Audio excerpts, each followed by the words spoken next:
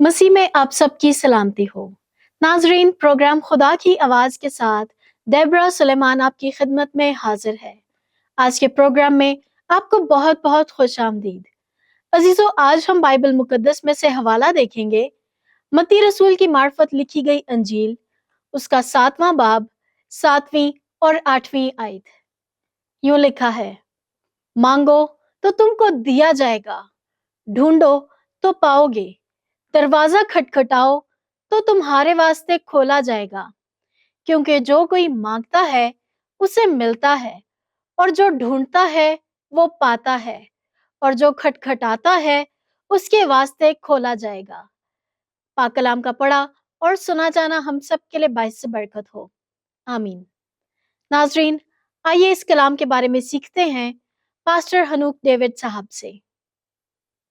बाप और बेटे और पाकरू के नाम से आमीन।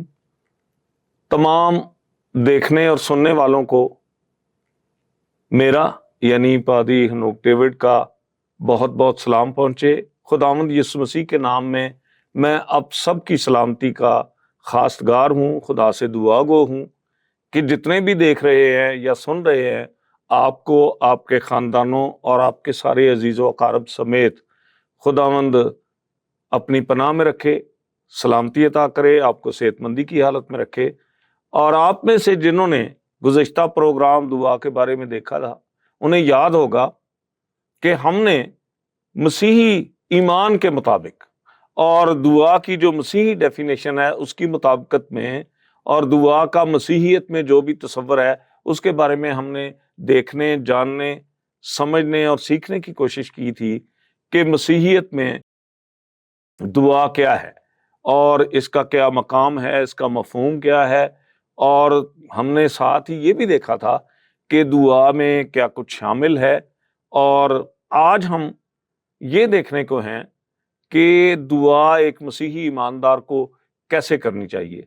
तो अजीज़ों, इसके लिए खुदावंद यीशु मसीह ने जब ईमानदारों को दुआ करने का हुक्म दिया था, और खुदावंद यीशु मसीह ने जब ये फरमाया था पहाड़ी वाज में, अगर हम मुकद्दस मत्ती के 6 बाब को पढ़ें तो उसमें खुदावंद यीशु मसीह का ये फरमान हमें मिलता है कि जब दुआ करनी हो किसी मसीही ईमानदार को, इनफरादी तौर पे, इंडिविजुअली जब खुदा की हुजूरी में हाजिर होना हो दुआ में, तो वो अलग किसी ऐसे मकाम पे जहां तन्हाई हो और जहां वो सिर्फ खुदा से मुखातिब हो सके और खुदा की हुजूरी हो और दुआ करने वाला हो, इसके अलावा कोई और डिस्टर्बेंस ना हो।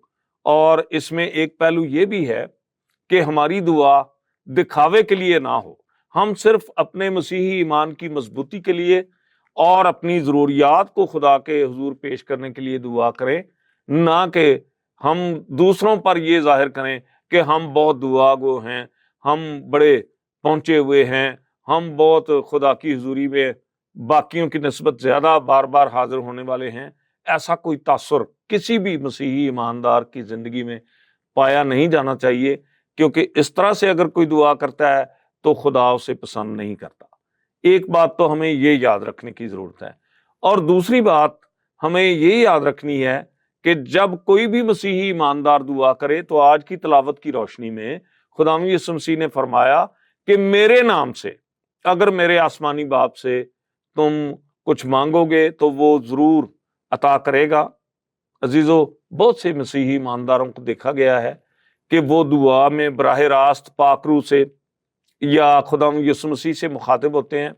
बेशक इसमें कोई ऐसी बात नहीं है कि हम कहें कि ऐसी दुआ कबूल नहीं होगी, लेकिन जो आइडियल पैटर्न है, जो हमारे खुदावंद यीशु मसीह ने, जो हम मसीहियों का नजात दहिंदा है, उसने खुद जो पैटर्न दिया है कि आसमानी बाप से हर एक मसीही ईमानदार दुआ करे और खुदावंद यीशु मसीह के वसीले से करे, क्योंकि खुदावंद यीशु मसीह के वसीले से ही हमारा आसमानी बाप से रिश्ता है, उसी के वसीले से वो हमारा बाप है। वो खुदावंद यीशु मसीह का बाप तो अज़ल से है, लेकिन जो यीशु मसीह पर ईमान ले आते हैं और जब भी कोई शख्स यीशु मसीह को अपना शख्सी नजात दहिंदा कबूल कर लेता है और वो मसीहियत में आ जाता है, तो फिर उसका आसमानी बाप भी वो آسمانی باپ ہے جو حقیقت میں ہمارے خداوند یسوع مسیح کا باپ ہے۔ تو یسوع مسیح کے وسیلے سے جو ہمارا باپ ہے، ہمیں یسوع مسیح کے وسیلے سے ہی دعا میں اس کو مخاطب کرنا ہے، اور یسوع مسیح کے نام سے دعا کرنی ہے، اور باپ سے دعا کرنی ہے۔